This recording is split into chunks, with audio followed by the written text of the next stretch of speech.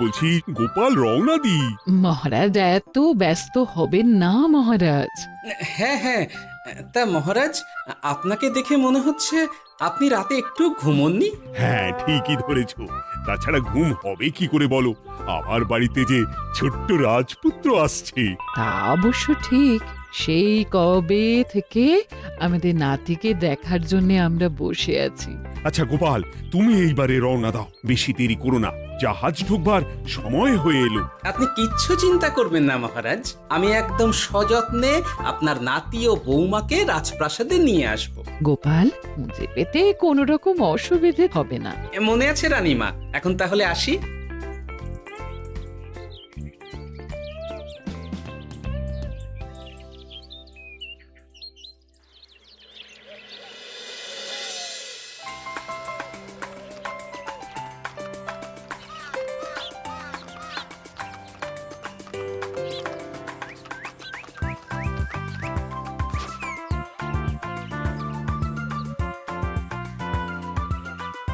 এসো এসো বৌমা এসো, আরে আমার নাতি বাবু যে।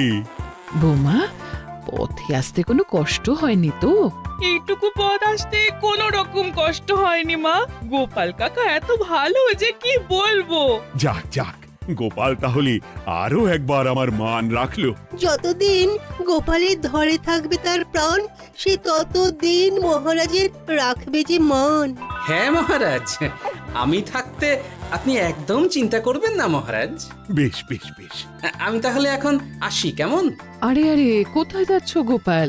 একেবারে মধ্যাহ্ন ভোজনটাও সেরে যাও। ও, ভোজনের ব্যবস্থা আছে, তাহলে তো থাকতেই হবে। ওই ভোজনের কথা শুনেই গোপালের জিভের ওজন বেড়ে গেল। তুমি থামো তো মন্ত্রী, আসলে আজ বিকেলেই আমাদের কুল গুরুদেব আসছেন, তোমরা সবাই থেকো, আজকেই নাতিবাবুর অন্নপ্রাশনের দিনটা স্থির করে নেব। এ তো বেশ ভালো কথা। বেশ তাহলে, বেশ ভালোই হলো। রোজ বাড়িতে খেতে খেতে জিভে একেবারে চড় পড়ে গিয়েছিল। বহুদিন পরে রাজবাড়ির পোলাও কোরমা খেয়ে পেট ভরাবো।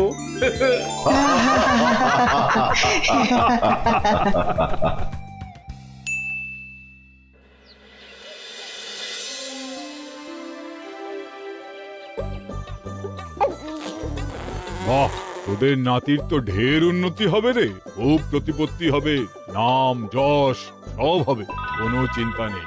গুরুদেব, নাতির শরীর স্বাস্থ্য ভালো থাকবে তো?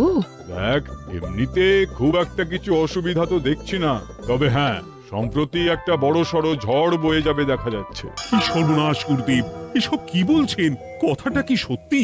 আমি মিথ্যা বলি না, যা দেখলাম, ঈশ্বর আমাকে দিয়ে যা বলালেন তাই বললাম। তাহলে কি হবে গুরুদেব? এই বিপদ এড়াবার কি কোনো উপায় নেই গুরুদেব?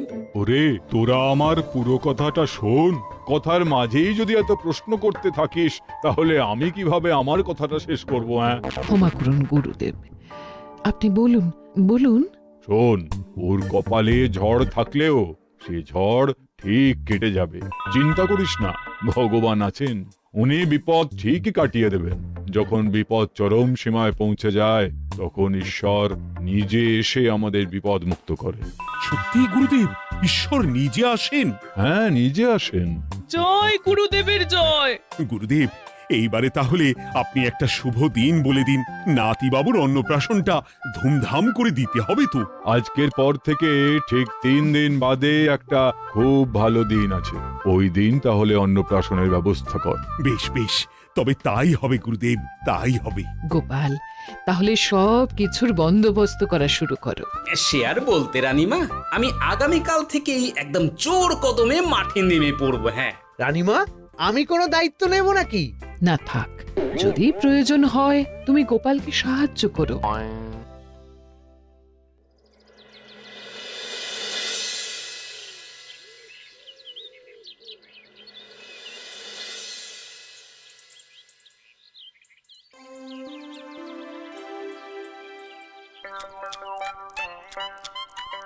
অপূর্ব হয়েছে রান্নাগুলো।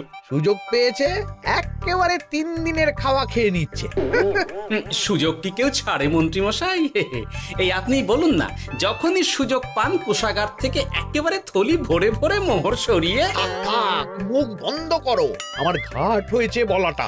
তুমি বাবু মন প্রাণ ভরে খাও, কেমন? মহারাজ, এই রকম একটা খুশির দিনেও আপনার মুখে হাসি নেই কেন? আসলে নাতিবাবু তো আর দু একদিন পরেই চলে যাবে, সেই কারণেই মনটা বড্ড ভারাক্রান্ত হয়ে রয়েছে। তা তো ঠিকই, আমাদের ছেলেটা আসতে পারলো না, যাও বা নাতি এলো, তাও তো এই কটা দিন কি আনন্দেই না কাটলো। আচ্ছা রানী, আমরা যদি আমাদের কাছে আরো কদিন নাতিবাবুকে রেখে দিই তাহলে কেমন হবে? মানে বৌমাকে তো ফিরতেই হবে, বিদেশে আমাদের খোকার কত কাজ বলো তো। আরে বাবা, বৌমা না হয় ফিরে গেল, নাতিবাবু কদিন আমাদের কাছে থেকে গেলে কি এমন হবে? কিন্তু দেখো না বৌমা, আমাদেরও তো একটু ইচ্ছে হয় নাতিপুতিদের নিয়ে খেলবো, আদর করব, দেখো না। ঠিক আছে ঠিক আছে, আপনাদের কাছে আমার বাবু সোনাকে রাখতে আমার কোনো চিন্তাই নেই। ব্যাস, তাহলে তো মিটেই গেল। মহারাজ, নাতিবাবুকে কদিন এখানেই রেখে দিন, আমরা সবাই আছি, ঠিক কোলে পিঠে করে তাকে সামলে নেব। বাবা বাবা, গোপাল তোমার সব দিকে কান খোলা থাকে তাই না? মহারাজ, আমি হলাম ভাঁড়, তাই মাটির ভাঁড়ের মুখটা যেমন খোলা থাকে তেমন আমার কানটাও সব সময় খোলা থাকে, বুঝলেন?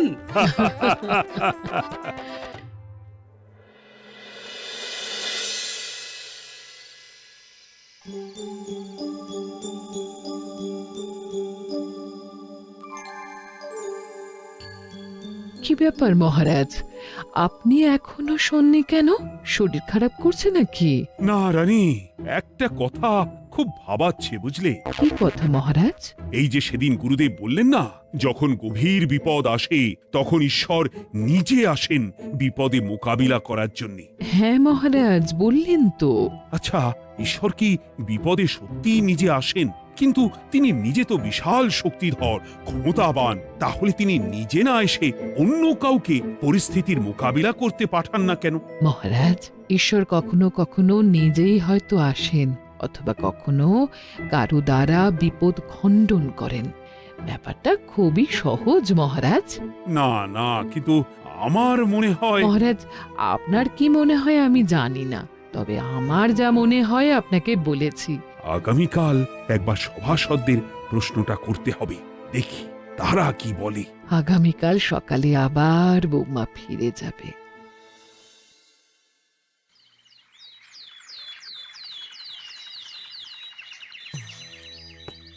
আমি তাহলে আসি, আমার সন্তানকে আপনাদের কাছে কদিনের জন্য রেখে গেলাম, ওকে খুব যত্নে সাবধানে রেখে দেবেন, কেমন? তুমি কোনো চিন্তা করো না মা, আমাদের নাতিবাবু একদম দুধে ভাতে থাকবে।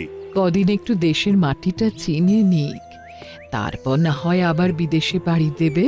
এই বলো সোনা।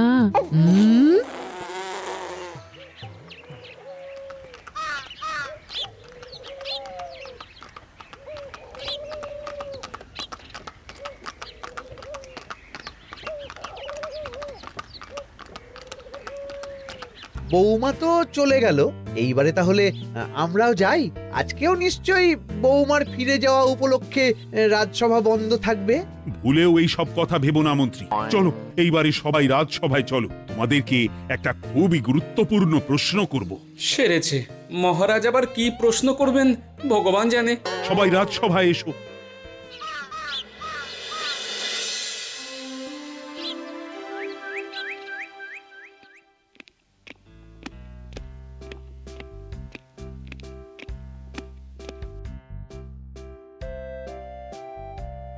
আচ্ছা, তোমরা সকলে বলো তো, ঈশ্বর কি সত্যি বিপদ খণ্ডনে এই ধরাধামে অবতীর্ণ হন?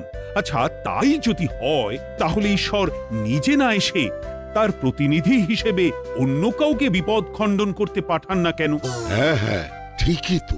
কেন কেন, ঈশ্বর তো মহাশক্তিধর, উনি চাইলেই যা খুশি তাই করতে পারেন। মহারাজ, আমাদের যেমন ইচ্ছে হলে আমরা খাই দাই ঘুমাই ঘুরে বেড়াই, ঠিক সেই রকম ঈশ্বরেরও ইচ্ছা হয় নিজে নেমে এসে জগতের কল্যাণ করার। না না না, আমি কিন্তু আমার প্রশ্নের যথাযথ উত্তর পেলাম না। এই গোপাল, তুমি কিছু বলো না, একদম মুখে কুলুপ দিয়ে বসে আছো কেন? হ্যাঁ, না মহারাজ, মুখে কুলুপ দিয়ে নেই, আসলে খিদেতে পেটে ছুঁচো দৌড় দিচ্ছে। বেশি কথা বললে খাটনি হবে, আরো খিদে বাড়বে, তাই চুপ করে আছি আর কি।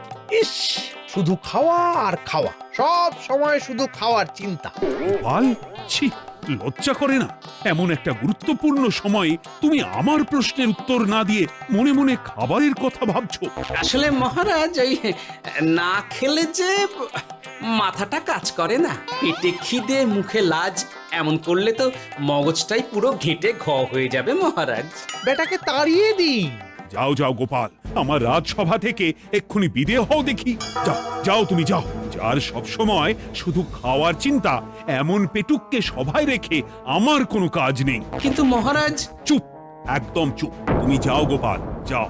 যদি কোনোদিনও উত্তর খুঁজে পাও, তবেই আবার এই সভায় তোমার মুখ দেখিও।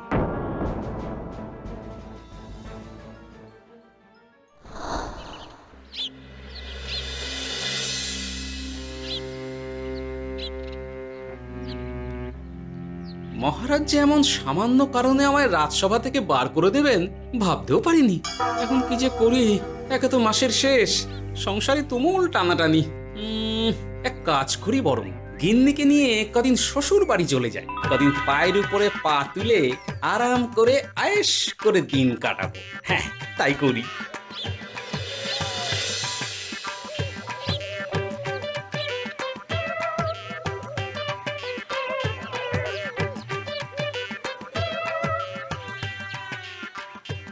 গিন্নি, ও গিন্নি, বলছি কি, ওই শিগগিরই তল্পি তল্পা গুছিয়ে তোমার বাপের বাড়ি চল। এই কটা দিনের জন্য দুজনে ঘুরে আসি, বুঝলে? কি ব্যাপার? তোমার হঠাৎ করে আমার বাপের বাড়ি যাবার হিড়িক কেন? কিছু মতলব আছে নাকি?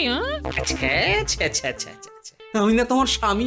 তুমি আমাকে এভাবে বেমক্কা মতলববাজ বলতে পারলে? হ্যাঁ, কোথায় আমি তোমার কথা ভেবে কথাটা বললাম, আর তুমি কি না আমায় স্বামী না স্বামী কে জানে? এই গত 3 মাস ধরে বাপের বাড়ি যাওয়ার কথা বলছি, তুমি তো তখন কানেই নিচ্ছিলে না, এখন হঠাৎ? আচ্ছা আচ্ছা, বুঝেছি বুঝেছি, অনেক ঝগড়াঝাটি হয়েছে, এইবারে তল্পি তল্পা গুছিয়ে চলো, মেলা সময় বয়ে যাচ্ছে। কি এক্ষুনি যাবে নাকি? সন্ধে হয়ে এলো তো। সন্ধে হয়ে এলো তো কি হয়েছে, চলো চলো চলো, শিগগিরই চলো। ঠিক আছে, আমি প্রস্তুত হচ্ছি। তুমি তাহলে একখানা গরুর গাড়ি ডেকে আনোগে, যাও যাও। আরে মিছিমিছি গরুর গাড়ি রাখবো কেন? আরে বাবা, আমরা হেঁটে যাব, হেঁটে। কি বলছো? এতটা রাস্তা বনের মধ্যে দিয়ে আমরা হেঁটে যাব? হ্যাঁ, শোনো গিন্নি, ওই বাতের ব্যথায় না হাঁটাটা বেশ ভালো, বুঝলে? চলো চলো, দেখবে কোনো রকম অসুবিধে হবে না। হ্যাঁ, আমি তো আছি নাকি? হ্যাঁ,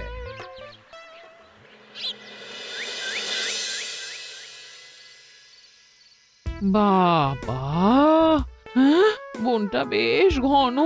বলি, এই সময়ে এই বনের মধ্যে দিয়ে কেউ হেঁটে যায়? মেলা গজগজ না করে চুপচাপ এসো দেখি। ও মা গো, বাবা গো, বাবা গো, কি লাগাটাই না লাগলো গো। আরে, তোমার থেকে আমার বেশি লেগেছে, যাখানা ধাক্কা মারলে। কি করবো? গিন্নি আমায় ধাক্কা মেরে ফেললো বটে, কিন্তু আজ আমি মহারাজের প্রশ্নের যথাযথ উত্তর পেয়ে গেলাম। বেড়াল ছানাটিকে বাঁচাতে কোনো কিছু না ভেবেই কিভাবে বেড়ালটা ওই বাঘা কুকুরটার দিকে তেড়ে গেল। হ্যাঁ, তার মানে বিপদে পড়লে সন্তানকে বাঁচাতে না, আমাকে এক্ষুনি একবার রাজপ্রাসাদে যেতে হবে, রানীমার সঙ্গে কথা বলতে হবে। আরে আরে আরে আরে, ওদিকে কোথায় চললে গো? ওদিকে তো তোমার শ্বশুর বাড়ি নয়? আরে বাবা, আমার নয়, তোমার শ্বশুর বাড়ির দিকেই আবার যাচ্ছি, বুঝলে? তার মানে আমরা আর যাবো না? না না, পরে যাব, তাড়াতাড়ি এসো দেখিনি। এ কি রে বাবা, লোকটার মাথাটা কি গেছে নাকি? কখন যে কি করছে নিজেরই ঠিক নেই, যত সব।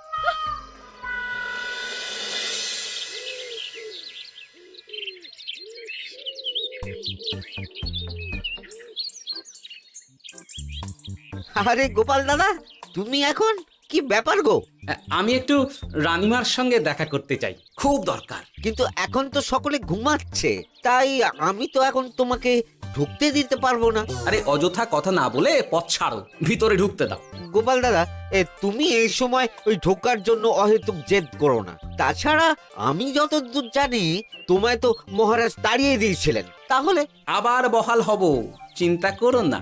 দয়া করে এখন ঢুকতে দাও। গোপাল দাদা। আহ পেয়াদা, এই এই কি ব্যাপার? এত হইচই কিসের? কি হয়েছে? রানীমা, আমি আপনার সঙ্গে একটু কথা বলতে চাই, বিশেষ দরকার আছে। এসো এসো, ভেতরে এসো। তাহলে মহারাজকে তোমার পরিকল্পনা মতো বাইরে নিয়ে যেতে পারলেই উনি ওনার প্রশ্নের উপযুক্ত জবাব পেয়ে যাবেন, বলছো? সে ব্যাপারে আপনি 100% নিশ্চিত থাকুন রানীমা। এখন আপনি শুধু আমার পরিকল্পনা অনুযায়ী মহারাজকে নৌকা বিহারে যেতে রাজি করান। তারপর কি হয় সেটা আপনি নিজেই সচক্ষে প্রমাণ পেয়ে যাবেন। তোমার উপরে আমার অগাধ আস্থা গোপাল। ঠিক আছে, তুমি যেমনটা বললে ঠিক ওইভাবেই আমি নৌকা বিহারের ব্যবস্থা করছি। রানীমা, দেখবেন এই পরিকল্পনাটা যাতে কোনোভাবেই পাঁচকান না হয়, তাহলে কিন্তু সব ভেস্তে যাবে। নিশ্চিন্তে থাকো গোপাল, কিচ্ছু হবে না, নিশ্চিন্তে থাকো।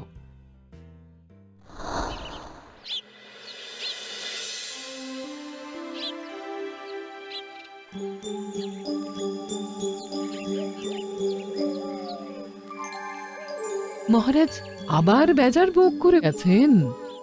কি করব? আমি এখনো যে আমার প্রশ্নের উত্তর খুঁজে পাইনি। এইভাবে আপনি আর কতদিন মুখ ভার করে বসে থাকবেন শুনি? কি জানি, কিছুই আর ভালো লাগে না যে। বলছি শুনুন না মহারাজ, নাতিকে নিয়ে চলুন না, আমরা একটু নৌকা বিহারে যাই, তাহলে ওরও ভালো লাগবে আর আপনার মনটাও বেশ অন্যরকম হবে। ঠিক আছে, তাহলে চলো একটু নৌকা বিহার করে আসি।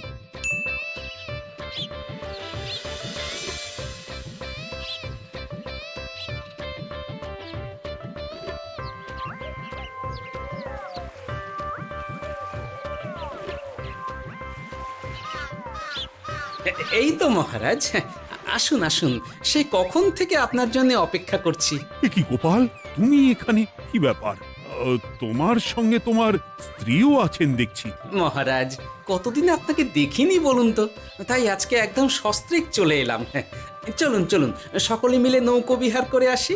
কিন্তু আমি তো তোমাকে তাড়িয়ে দিয়েছিলাম, তারপরেও তুমি। মহারাজ, অনেক তো হয়েছে, এখন এসব কথা ছেড়ে নৌকোতে টুকুস করে উঠে পড়ুন দেখি। কিন্তু মহারাজ অযথা দেরি করবেন না, চলুন উঠে পড়ুন।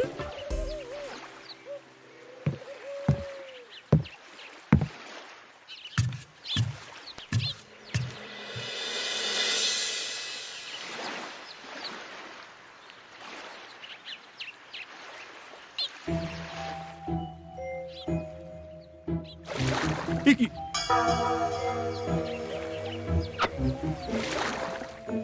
এই না,